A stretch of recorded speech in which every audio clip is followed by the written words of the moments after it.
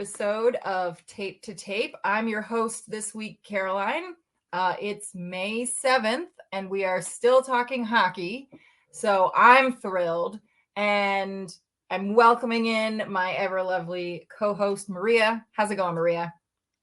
Oh, it's great. I'm glad that we're not doing a wrap-up episode as we were so worried about last week. So kudos to the Boston Bruins for coming out on the right side of history as opposed to what the alternative might have been. Yeah, they did not disappoint. I've been over the moon the last couple of days. So we've gotten to the point where I believe I said a successful season would be marked by making it to the second round. Everything else is gravy. I'm happy now. No, it doesn't matter what happens here on out. I'm happy.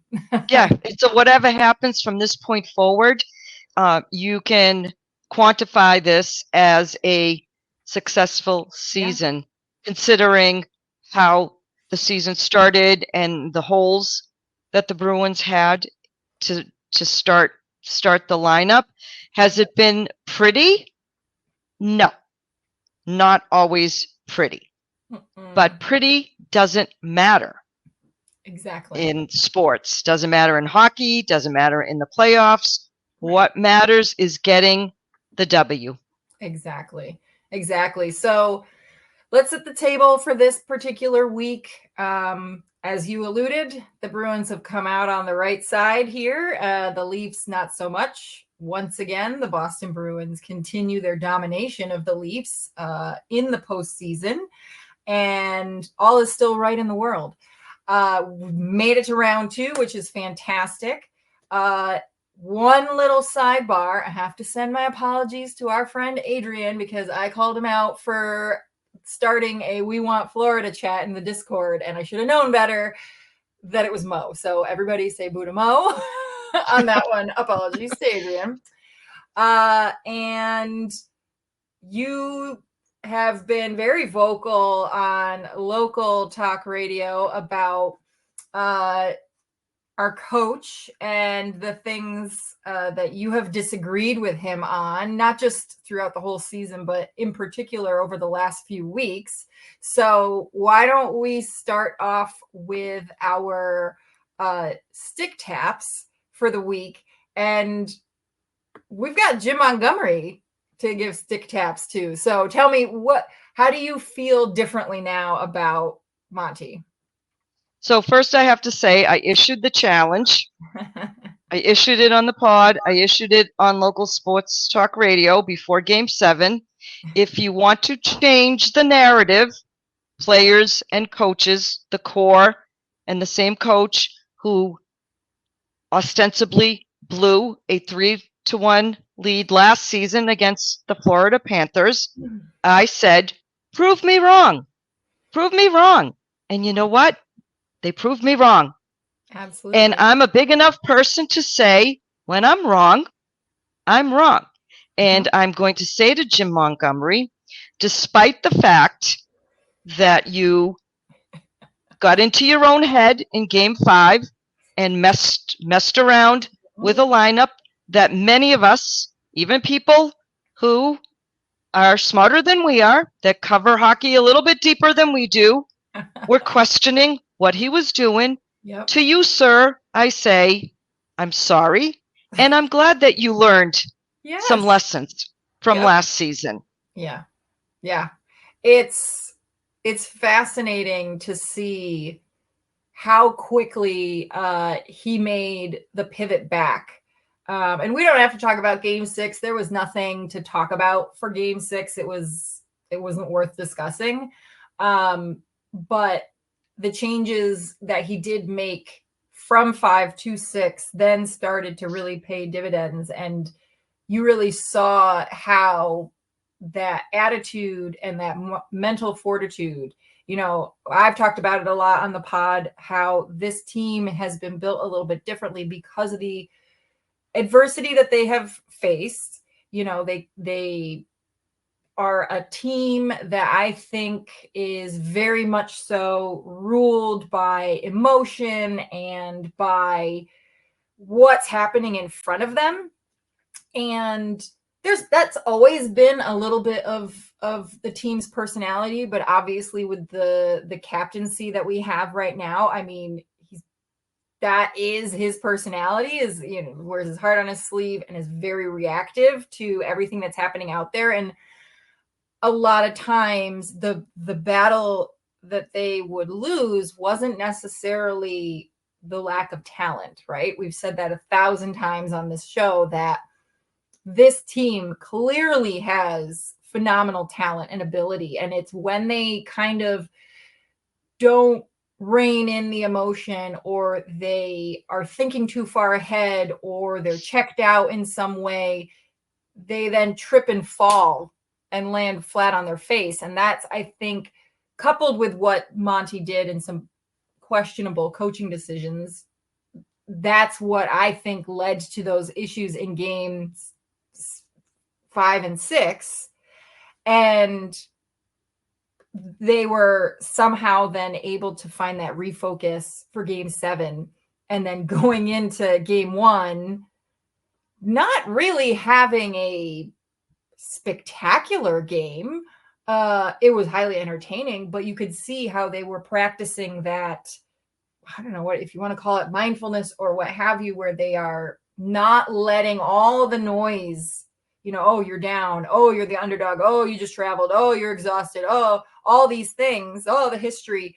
They didn't let it get in, and they were able to overcome that and take care of Florida fairly handily. So I think my biggest stick tap for me has been that mental fortitude and that ability to just really stick with it and push through. Because it can very, very easily be their downfall. 100%. And they could, you know, I mean, starting with game 7 against the Leafs, as you said, it was an entertaining game. It was a little bit gut wrenching, because I thought myself that Toronto looked like the better team for the majority of that game.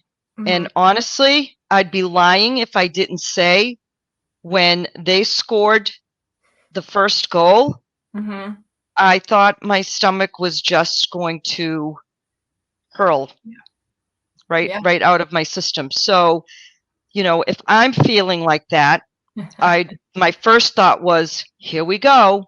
The sticks are going to start getting tighter and tighter as this game progresses. Yeah. Thank God, to me, Hampus Lindholm, here, besides Jeremy Swayman, and I called him out too, as well as other players, because literally, you know, it's no lie. You hadn't gotten anything out of him up until that game 7.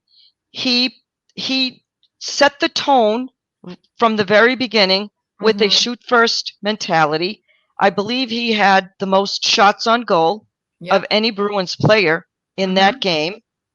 And, you know, for him to tie the game as quickly as it did, guess what happened? You want to talk about, you know, the mindset and mentality, as you referenced? The seed of doubt was then planted in the heads of the Toronto Maple Leafs. And you could see, here we friggin' go again. They came back and they tied the game. So then you could see them get a little bit tighter. They started icing the puck more often. And at times that they didn't need to ice the puck. But let's, you know, reverse and talk about, you know, what led up to the game 7 and the approach that Jim Montgomery took. Now, he wasn't the first one to take this approach, but to have the players stay at a hotel on Friday night and mirror a road game scenario where they're all locked in a hotel, they're hanging out together, they're, you know, minimizing and shutting out the noise, arriving at TD Garden on the bus, even practicing at TD Garden. Normally they would practice at Warrior Ice Arena in Brighton. So I have to give him credit for reaching down into that bag as prior coaches, and referencing conversations that he had with Bill Belichick in the past about how to shut out the noise that invariably players hear. Yeah. And I'll go back a little bit to Monty here. He showed some really creative coaching, both for game 7 and then for game 1. First, with that decision to mimic the road trip, it's accomplishing two things. Kind of that team bonding, we're in it together, let's experience the moment, let's live in the moment kind of thing, so they can go together and be a true team on that last game. But then also his timeout kind of in the middle of the first game against Florida. Now he's done this before, and it's worked. It's had positive effects. I believe he did that in one of the New York Ranger games this season, when like all of a sudden they let in like 2 goals. Things seemed to start to get a little out of control, and he used it as a way to refocus them. And in this case, it was almost immediately afterwards we saw Brezzo's goal. So I think what this is like a breath of fresh air, because I feel like we've seen for so many seasons now, Boston will score a goal, and then how many times do we see the opponent turn around within 2 minutes and score another goal themselves, right? This time, Boston was in the other position, and to push through that and not give up, because again, we've seen that happen as well. Team scores the first goal and they just beat themselves up, and they can't push through it to actually then tie the game. So again, like another hat tip to Monty for those two strategies to help again with that refocus. It was probably some of the best coaching that I've seen him do, like actively coaching, right? Which we didn't really see quite so much last season. No, he didn't really need to actively coach. And if I remember correctly, and I'm paraphrasing, he had said something at one point during the season that, basically Patrice Bergeron was coaching the team. Yeah. So, he didn't really need to be as actively involved in, be it the preparation, the mental mindset, like where's everybody's head at, and, having that connection with that relationship with Brad Marchand as the captain of the team, to get a pulse for, hey, where's everybody's head at with what's happening here, and being able to recognize the fact that there was immeasurable pressure on not only him, but a significant number of players who are still, part of the core, that were part of the core from the prior year. So, and I think a job well done. They could have easily mailed it in last night, with the quick turnaround and all of the physical and emotional toll that game 7 took out of them against the Maple Leafs. And again, was it pretty last night? Are there still areas of concern? Of course there are. And our penalty box is still very full. The penalty box, folks, is still full. But again, they took advantage, in my mind. They took advantage of a team and a goalie. Maybe not so much the skaters, but the goalie for the Florida Panthers, who seemed to not be as sharp as he had been in the series against Tampa. And oh, by the way, he had a great series, but he also gave up 16 goals. Yeah, I'm Which pretty sure I think I saw on TV last night that Bob had a sub 90 save percentage. He was like 899 or something to that effect. Like he wasn't right. So you can that score great. on him, folks. I guess the moral of that story is you can score on Yeah. Bob. Yeah. Yeah. And, you know, hockey players are very much so creatures of habit and doing a lot of the same things, whether it's for superstitious purposes or not, whatever. They're very much so, this is my routine. This is what, you know, this is what we do. And this is how I'm going to respond. So like, you know, again, that second reason why I thought it was great that they were on staying in the hotel room. This team has been a phenomenal road team. So putting them in that mindset, because you're putting them in that environment as creatures of habit. So they're associating all these different things that they do, whether they realize it or not, when they're on the road, and they do really well. But what do you think, or how do you think the kind of quote unquote last minute goalie change from the Leafs, like what kind of mental, emotional, whatever impact do you think that had on the players as they, you know, started game 7 and went through it?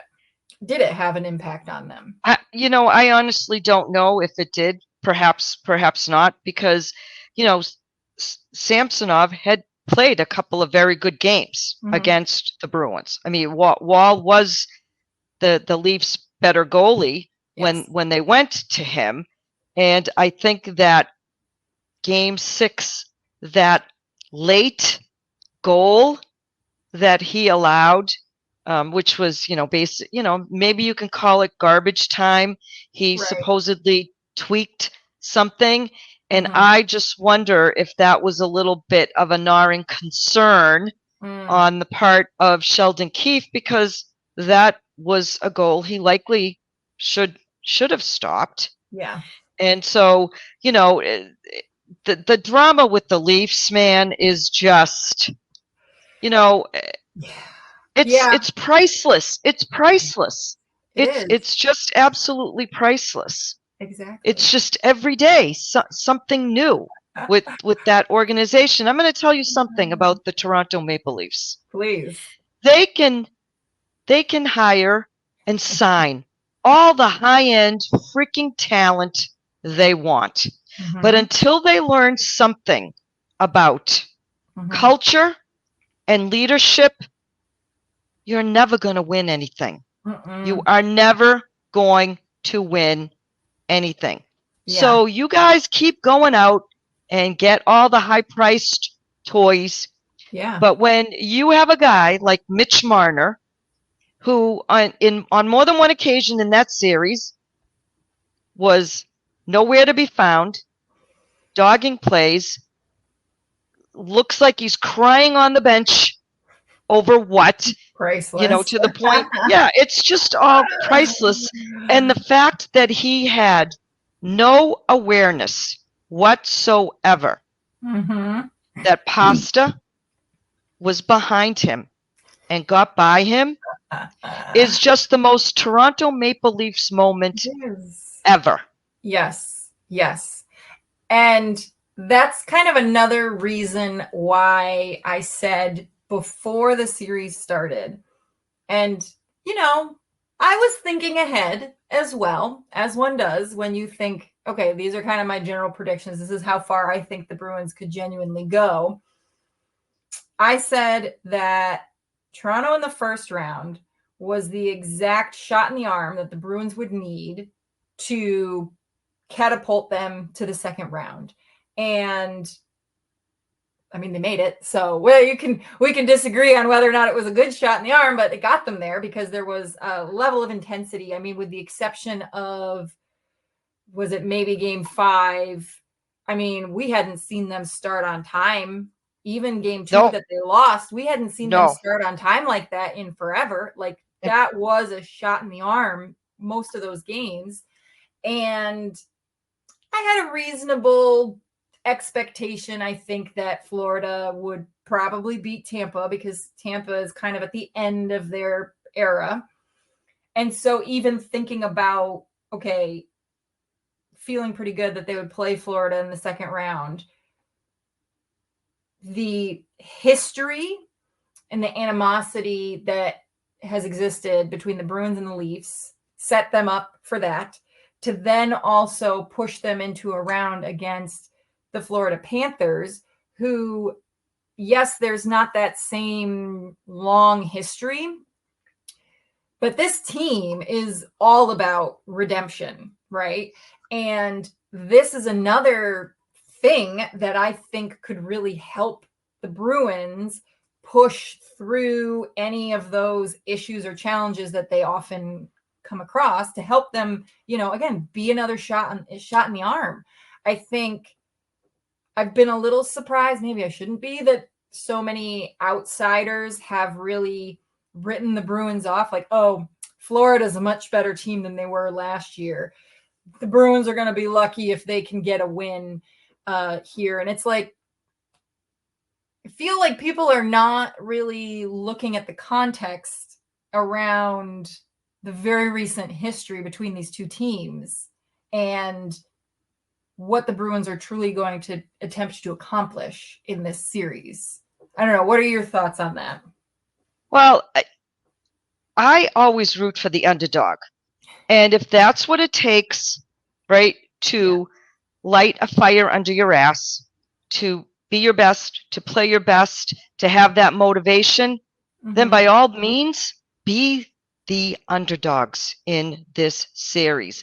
I honestly don't care about what the odds makers say and what the experts say. All you want to see is, and we've been saying this pretty much all season long about this team, just give me your best 60 minutes. Yeah. Give me your best 60 minutes. But why do they have that reputation in this series as the underdog when, like, it, for whatever reason, it does not compute for me, because I don't see them as the underdog. If anything, I see them as a very fair matchup. But up until almost like game 80, they were first in the East. They finished second behind Florida. They beat Florida all 4 games during the regular season. I mean, I know that regular season wins and all that stuff, like, it doesn't, but like, where is this narrative coming from? It feels almost like it's this hangover from the start of the year when everyone was saying, oh, they're going to be lucky if they make the playoffs. They're not any good. And they kind of were actually very good. Their record was very good. So where is this coming from? Well, I mean, again, we could take a deep dive, and we don't have, enough time to do that. But I think when you look at the rosters of the teams and you look at, the talent level between both teams. Now, we have the far superior goalie, and I'm going out on a limb here to say right now, Jeremy Swayman is not only the best goalie still in the playoffs, I would argue that he's been the best player in period, end of story. But then when you go and you look at the other components of a team, right? Like let's face facts. We have struggled with 5-on-5 scoring. We have struggled and continue to struggle in the face-off dots. We've got players playing at, levels that on another team would not be playing at the same level, where you have, defensemen that maybe, we have them as a second pair defenseman. On another team, they'd be a third pair defenseman. Okay, fine. I'll give you that. But in the end, you know what? The only thing that matters, what the final score is. Exactly. That's the only friggin' thing that matters when all is said and done. And last night, the Bruins came out with more goals than the Florida Panthers. So last night, they were the better team than the Florida Panthers. Yeah, I mean, for me, the very first thing that I noticed, and we'll talk a little bit about the game itself, but like just the biggest takeaway I had from that game was immediately I realized that Bob was beatable. Seeing him in how he was responding to these chances. To me, I felt he was not top notch, and I hoped that the Bruins would stick with it because it was only a matter of time, and that's absolutely what happened. And there's people love to talk about, oh, was there rust or was there good rest, and exhaustion versus energy. I think probably the Florida Panthers, to some degree, maybe for some of the guys, it was too long of a rest, right? Like, I don't know if we talked about it here, but in our Discord, we talked about the fact that, like, actually a long rest for the Bruins would be the worst thing that they could have. But also I think that they underestimated them to some degree because of the depth and, like, these other players who were stepping up, who, I think we want to stick tap. I mean, Pasta, probably his best game of the whole postseason, in spite of not scoring a goal and in spite of the Game 7 OT winner, like, his overall game. Who else was, there was quite a variety. Mason Lohrei. Who else was on your kind of stick tap list for folks from last night? Oh, last night? The third line. The third line. You've got to give them credit. They were the Bruins' best line. And I would argue that they were the Bruins' best line in Game 7 against the Leafs, because still, our big guns, still aren't able to produce at a level that they need to produce if you're going to have long sustained success in the playoffs. But, JVR, just that veteran presence, and he seems like rejuvenated in the last couple of games, right? Brazo had a bit of a coming out party last night. Oh, and I need to thank him personally because I put a little money on him, and my DraftKings account, was a little bit bigger and brighter as a result of his goal last night.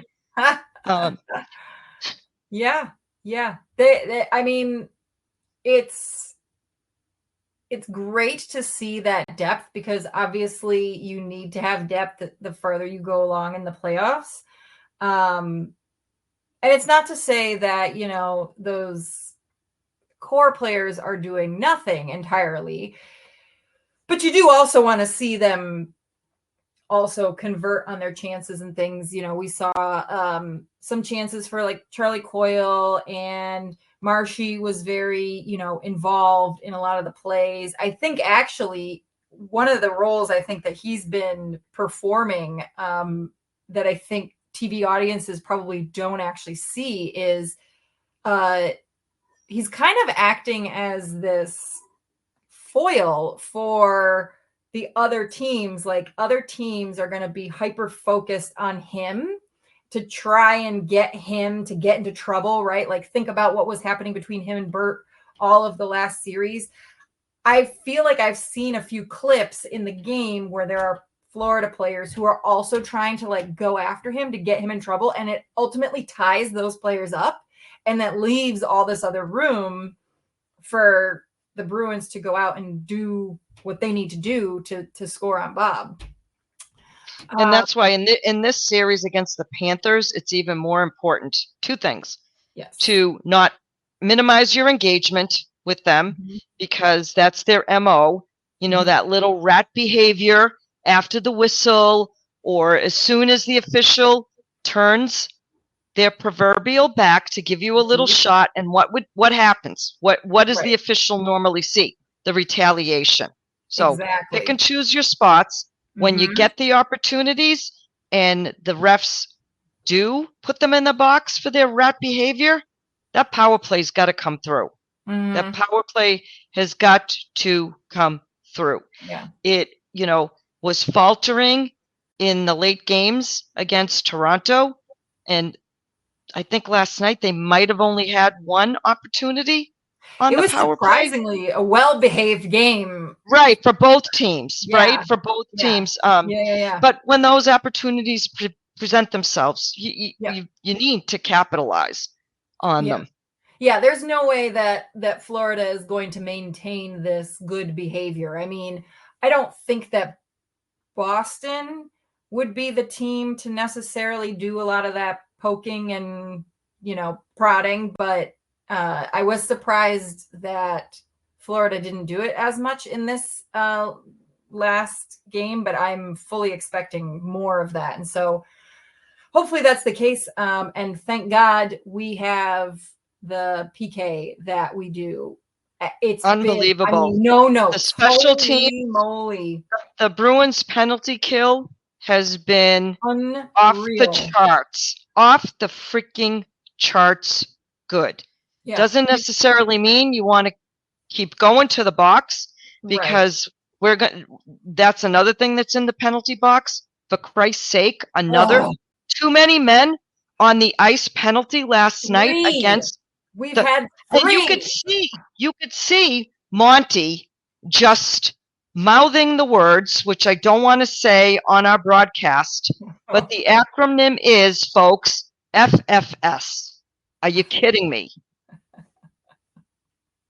And it's like the most quintessential Bruin penalty, because whenever we get a too many men, all I think about is the famous Stanley Cup final that they lost because of too many men.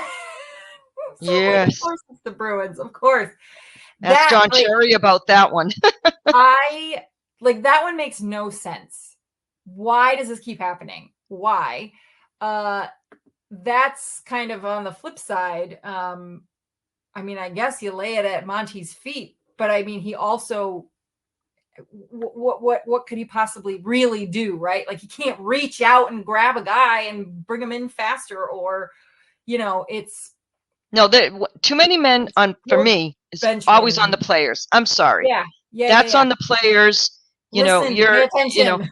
Right. You're not a bunch of mites waiting for the coach to open the friggin' door and say, okay, now it's your turn. All right. Exactly. They need to have more. And the fact that it's happened now more than once in the early stages of the playoffs, like, that shit just cannot happen.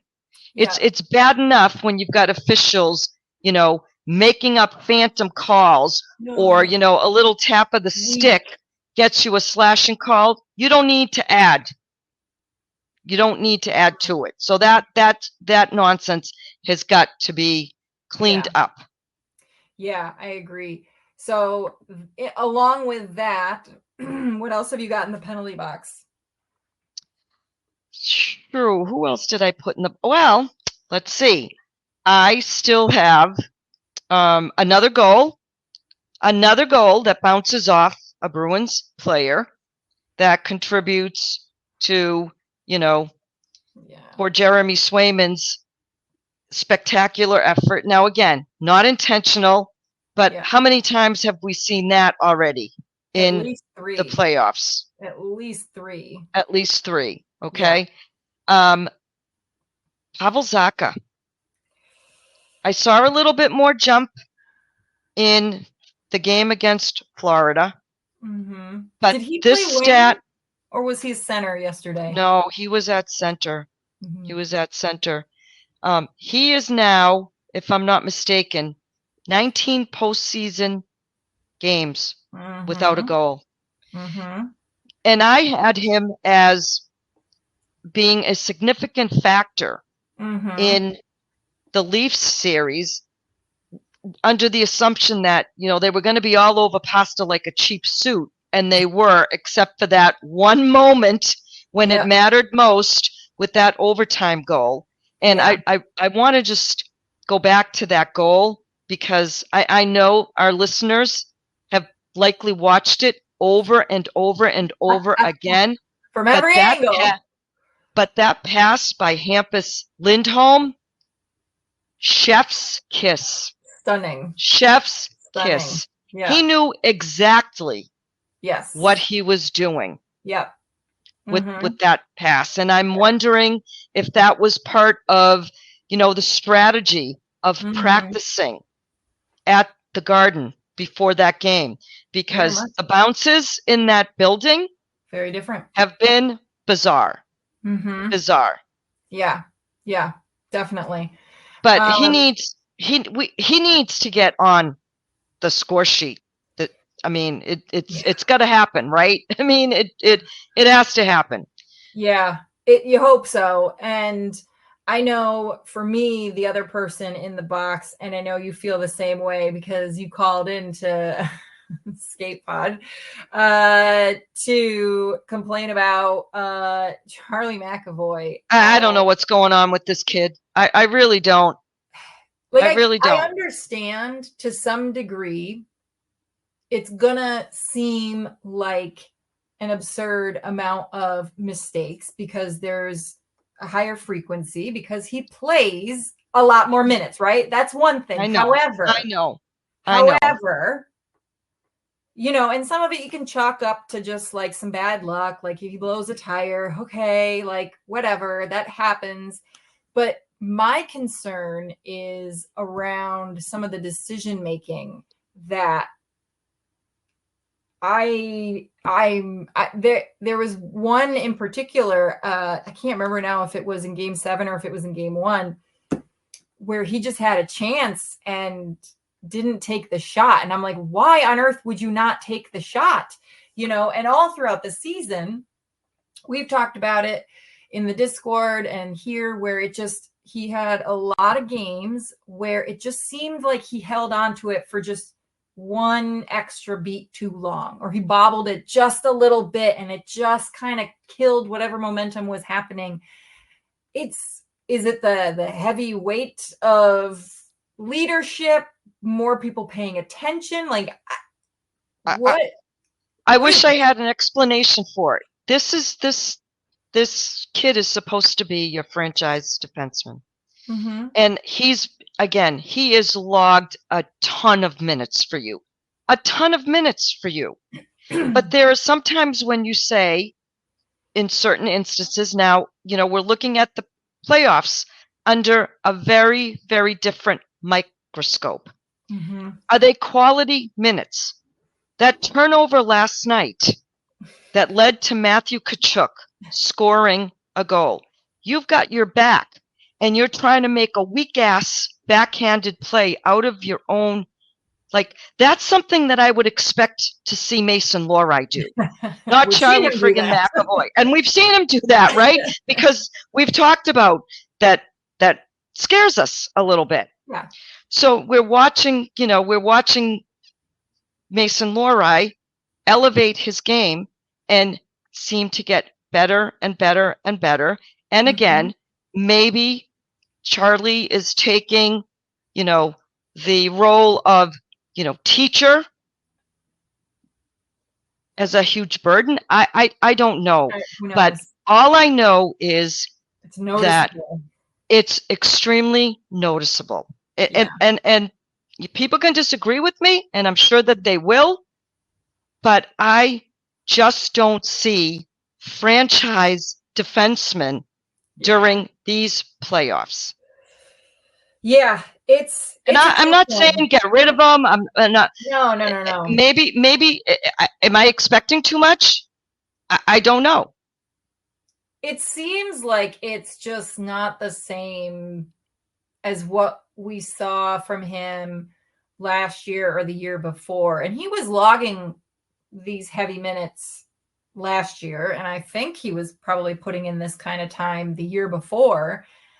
But maybe it is just enough more, and who knows, right? But it's noticeable, and we want him out of that box ASAP because we need him. Like you said, you know, we've got Forbort back. Great. He had a decent game.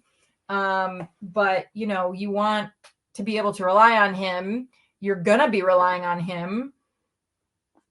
So you just hope that it doesn't kind of go sideways, I guess, when it really matters the most. So we've talked about all the things we loved, all the things we've hated. What are you looking for in the next game? What do you want to see happen? I want to see the same effort. I want to see the same effort. Yeah. I mean, there were still moments of the Bruins getting hemmed in their own end, which, it happens to all teams. It happens to all teams. The Bruins did a little bit of it to the Panthers last night. I just need to see consistent 60-minute effort. As we've talked about at this juncture, we wanted them, and it sounds like we're being, homers, or oh, this is just good enough. No, you're in the second round now. You're expected to now play complete games. I want to see continued decisiveness from Jim Montgomery. If you see instances similar to as you saw last night, where you see that your team has a lead and they're falling back into a similar pattern of sitting on their heels, right, and you call that timeout, you, in whatever way you want to let them know that you're not happy, and you get a shift, the likes of which you got from Justin Brazeau and JVR and Freddie, and they ended up scoring that goal. That's what I want to see. Just put the best players out on the ice that give you the best chance to win. Yeah. And I think don't fool around with the goalie. I mean, I know there's been a lot of talk about the goalies, and Jeremy Swayman he's in a zone. He's in a whole other we level. are watching something really special right now with the way he's playing. And I don't know if how many people picked up on this.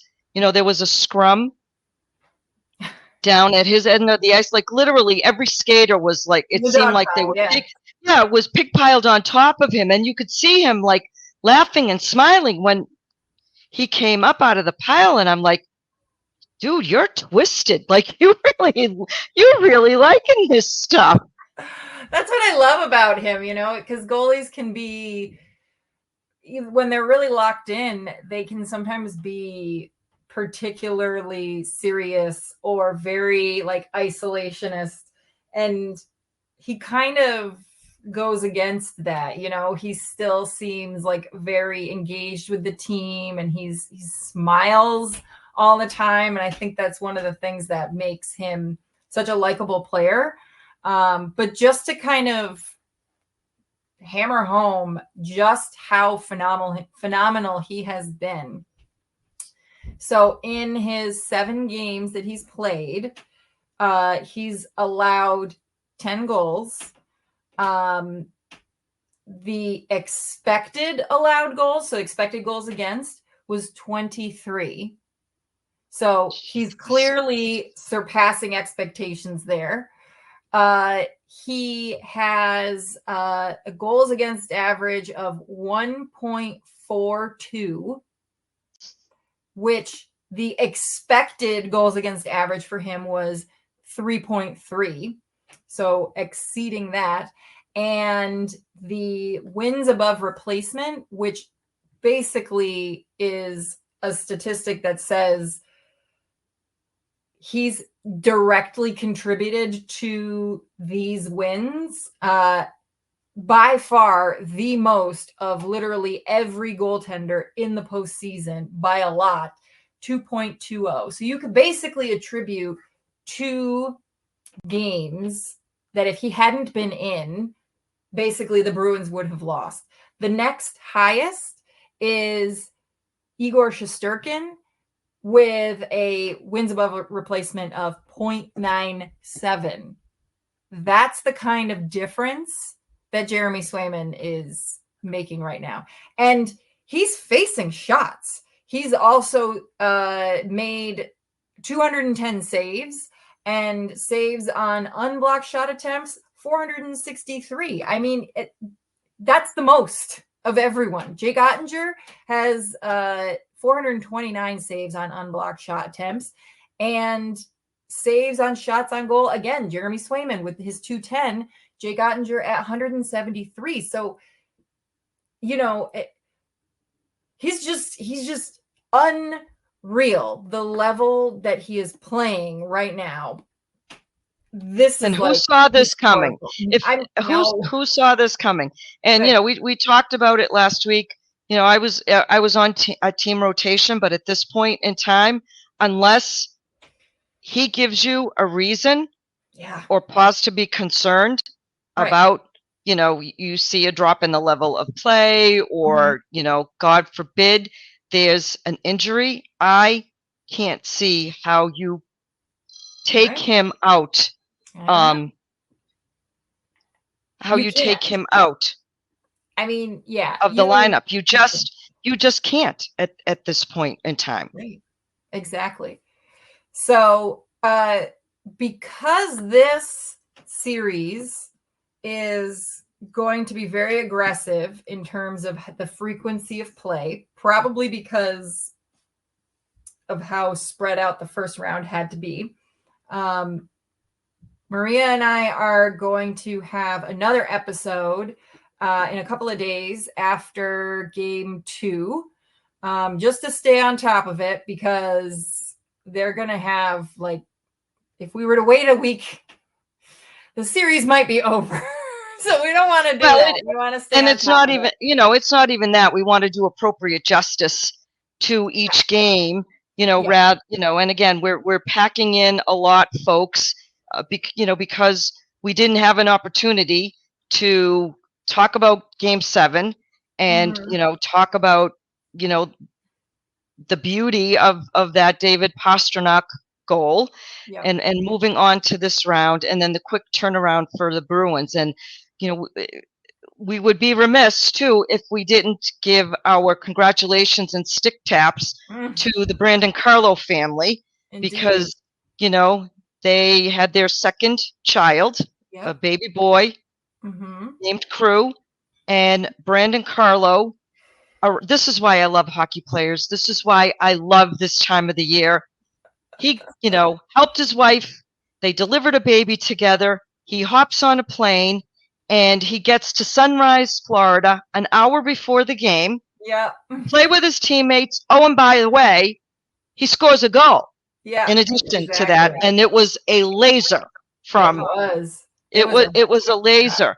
So you can't make this shit up. That So, congratulations to them. Indeed. So we were hoping also, because of the time of day, that we would know who gets to draft Macklin Celebrini, but I think, as the NHL is wont to do, to put on a good show, they're going to drag it out, even though that started at 6:30 and it's already 7. So, oh well. I think.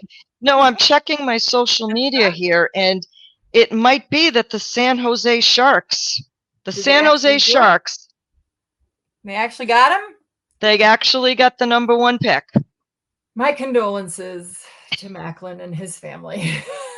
Do they even have a coach in San Jose yet? They do not. That's interesting. Well, as we saw once many, many years ago, just because you get drafted there doesn't mean you have to sign. True. Eric Lindros refusing to go to Quebec. So we'll see. But so in closing, what do you expect to see? I expect, you know what we didn't put in the penalty box? Why did we forget? The lame fans in Florida.